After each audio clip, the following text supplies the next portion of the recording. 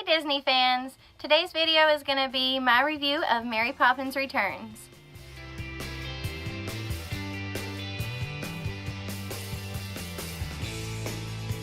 Before we get into it, this review is my personal opinion of the movie, and also I want to have a little disclaimer about spoilers. I may have some spoilers and I may not. I don't really know yet, but I just want to throw that out there just in case you don't want to know anything about the movie.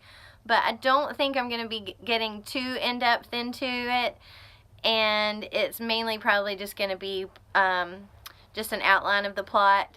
I know this movie had a lot of mixed reviews. I know some people loved it and some people just didn't like it at all. And I can kind of see where both sides are coming from. I can relate to them because, like a lot of people, I was walking in with reservations just simply because the first movie was so iconic and such a classic. Like, how could the magic of the first film ever be repeated or duplicated? I mean, to me, the answer to that question is that it can't. But despite that, I really liked the movie. I thought it was really, really good. I'll get to why I thought it was a really good movie in just a minute.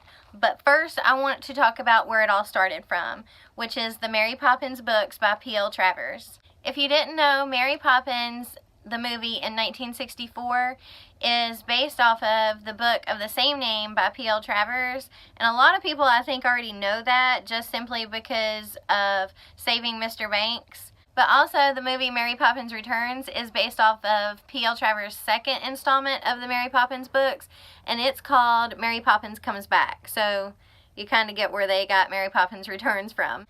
Growing up, I had no idea about the books at all whatsoever. I really wish I had of, but I didn't know anything about them then, and I just loved Mary Poppins from the first movie. Just, it's such a classic and so dear to my heart because I watched it all the time, and I never really even knew about the books at all until I became an adult. Like any book versus the movie, the book obviously goes more in depth into the story, and the movie tends to add more to the story. I just love it when there is a book that goes along with the movie, or vice versa.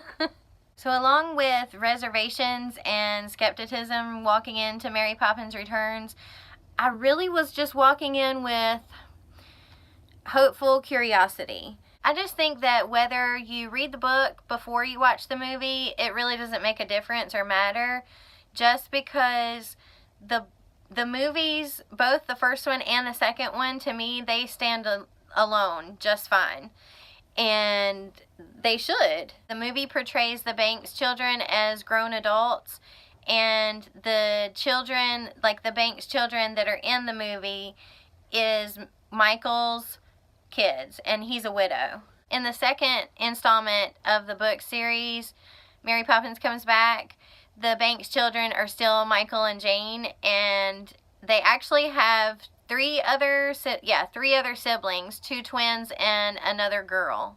The magic of the movie just didn't quite reach the height for me of the first movie, and it's not because the movie was bad or worse.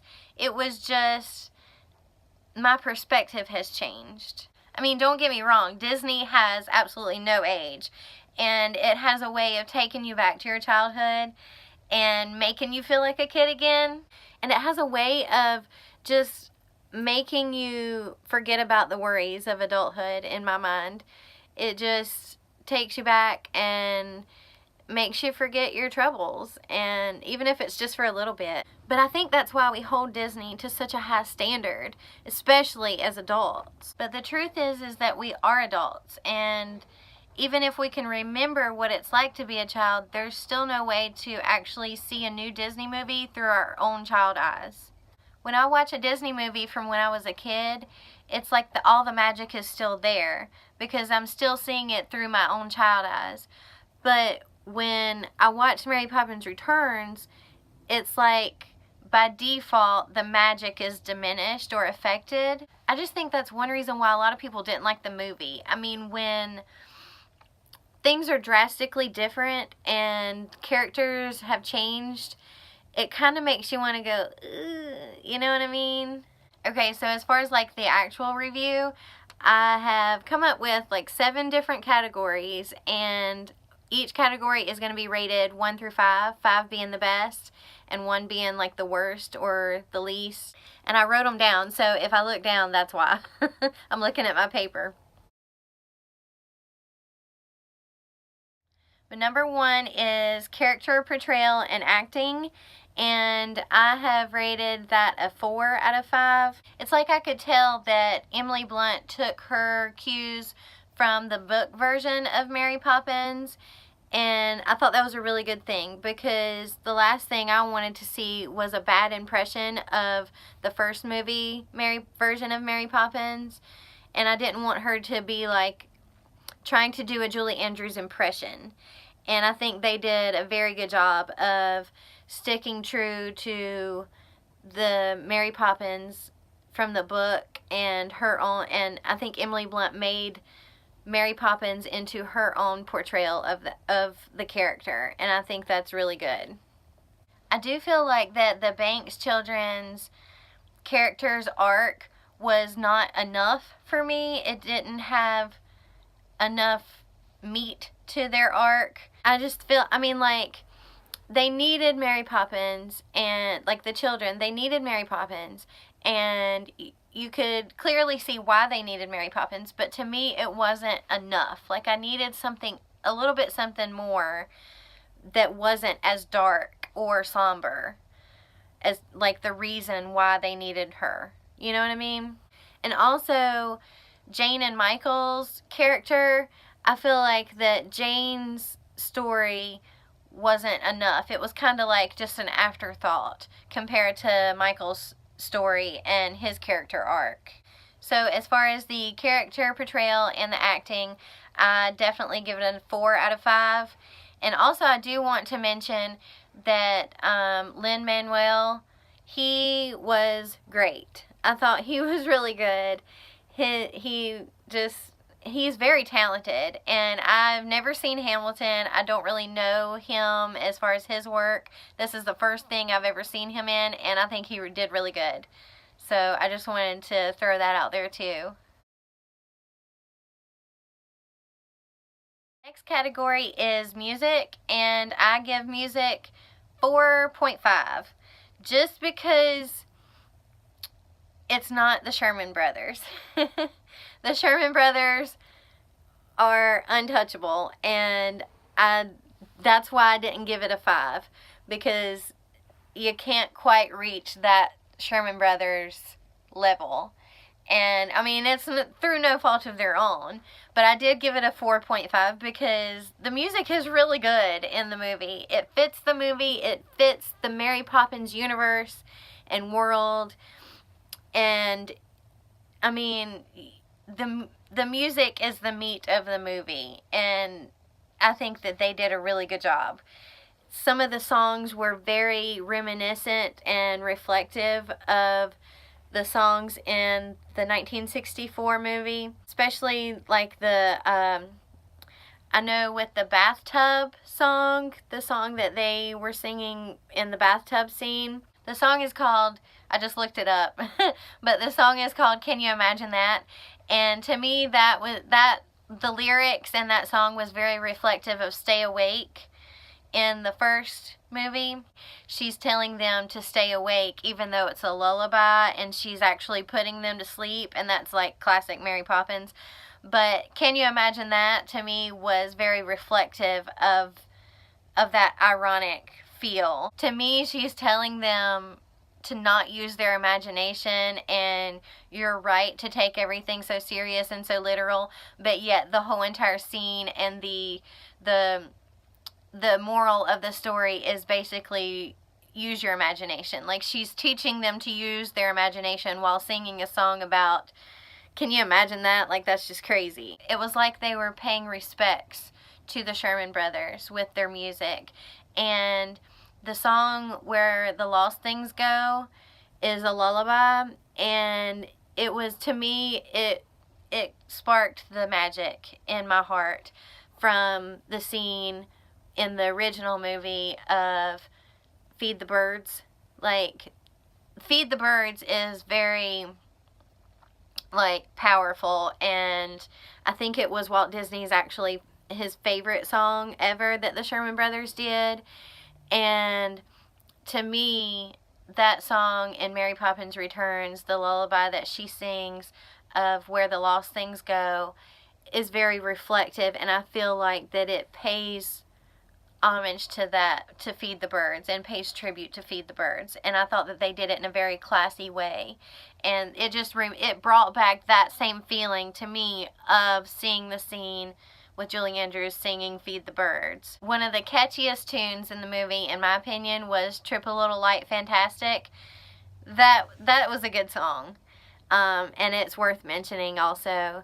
So those three songs really are the one from the movie, are the ones that made me want to give this, the music category, a 4.5. Because I think they do a good job on them. And Trip a Little Light Fantastic is very catchy and very cute. Okay, so as far as aesthetics, like the animation, the lighting, visually pleasing in general, I give the movie a 3 out of 5. And it's a lot the reason why it's lower on the low end of the scale is just because I feel like it was a little too dark, especially the lighting in the movie. I feel like was just a little too somber, a little too dark. And I get that it's reflective of the transition and the arc of the story and what the Banks family is going through, especially toward the beginning of the movie. But I still feel like that the lighting, especially indoors, like inside the Banks' home, was very dark and somber. And I mean, I get the reflectiveness and why it's supposed to be that way, but I feel like it should be a subconscious thought and not so much a conscious, like you're not supposed to realize how dark it actually is with the lighting. You know what I mean? Like, to me, it stood out too much. But as far as the animation was great. I loved the costumes. The costume designer blew my mind. The way that the costumes, when they go into the animation world, is portrayed as hand-drawn or hand-painted costumes, like their outfits and stuff. Like, that was a cool thing. I loved that. Every time I see a new movie that has quite a bit of visual effects, it blows my mind at how far technology has come and how advanced it actually is. Because I tend to watch older movies and movies that were done, like, you can tell a huge difference between Toy Story, the first one, and Toy Story 3. You know, just the animation in general and the technological advances are just crazy. So with this movie, of course it's more technologically advanced than the 1964 movie, but just the visual effects in general, I mean, I don't even know how they do that stuff, but it's cool. The story category, I feel like I'm going to give it like a 2.8. Just because, I mean, the story wasn't slow. It moved you along at a good pace. I just feel like that there was some holes in the plot. And also, I don't understand why they had to have a villain or a bad guy. Like, that just doesn't make any sense to me. Like, that's not, I just didn't like that. I didn't like the fact that they had a bad guy in the movie. I mean, I get it because they needed it for the story, but I just don't, I think that they could have done without it. The next category is Disney Magic and the Disney Standard, and I'm giving that category a rating of 4, and it's more toward like maybe 3.8. They did the movie in a classic Disney way, but I don't think that the movie will ever be a classic. There are some parts of the movie where I did feel the Disney magic. And, I mean, it didn't happen a lot or throughout the whole movie. The one that really got to me was when she is singing to the kids in the nursery, Where the Lost Things Go, when she sings that, I felt the magic then. And then also there's a moment where Michael has quite an emotional scene with his children, and I felt the magic then too. So I'm glad that there were at least some like really good heart-wrenching Disney magic moments in the movie for me. And the next category is respectfulness of the 1964 original movie and also the books. And I give that rating a 5 out of 5. The subtle hints and subtle nods that they had in the film to both the book and the original film, especially the original film, more so than the books. But I feel like that was awesome. I loved those little Easter eggs and those nods to the original. I think that was very respectful. I think they did it in a classy way. Dick Van Dyke was absolutely amazing. I mean, I felt that childhood, like child eye, looking at it through child eyes feeling. And the fact that that dude can still get down and dance was great, because I think he's in his 90s now. But, and I'm a huge Dick Van Dyke fan anyway, but yeah, so when I seen his scene in the movie, oh my gosh, I was like, oh. The balloon lady at the end, oh my gosh, got the feels in that scene too. And there was other things obviously that they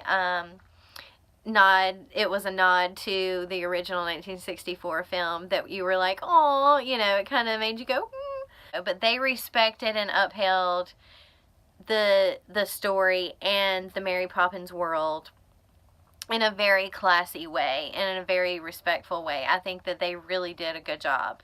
So I'm giving that a 5 out of 5. And the last category is my overall rating of the movie itself. And I give that a 4 out of 5. I think that they did a good job with the movie. I mean, there were things that I didn't like. Obviously, the lighting I thought was too dark, too somber. Will it be a beloved classic? No, I don't think it will. Just because they took us to a place that we already know and we already love. That's why the 1964 film is a classic, is iconic, is because that was the first time that they took us to that place. And even though Mary Poppins Returns took us there in a good way, I still feel like that it's not going to be a classic because they took us to a place that we've already been before. However, I really do like the movie, and I give it a thumbs up. Thank you so much for watching this review, and if you liked it, give it a thumbs up.